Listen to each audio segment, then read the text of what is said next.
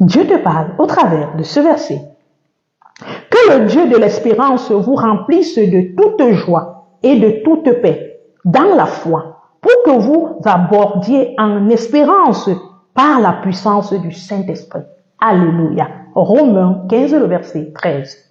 Bien-aimé, je viens aujourd'hui vraiment rejoindre ma voix pour dire que le Seigneur te remplisse de toute joie. Il y a des chrétiens qui sont enfants de Dieu, mais ils sont remplis de tristesse que de joie.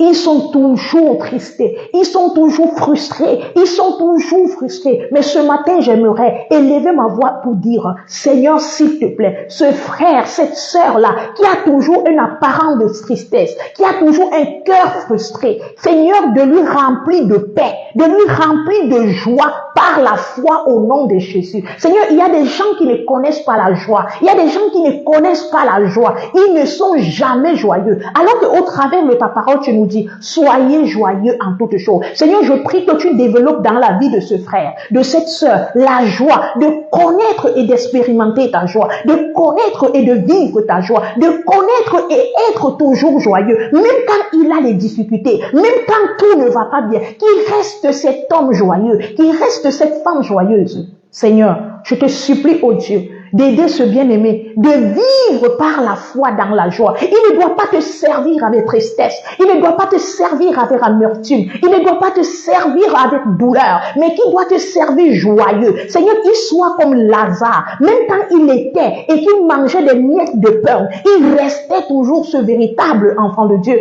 Il restait toujours cet excellent enfant de Dieu. Il restait toujours cet magnifique enfant de Dieu. Seigneur, je te prie dans le nom de Jésus. Je te prie dans le nom de Jésus que tu remplisses et tu permettes à mon frère, à ma sœur de connaître la joie de vivre, la paix intérieure que beaucoup en manquent aujourd'hui. Seigneur, la paix intérieure qui manque, oh Jésus.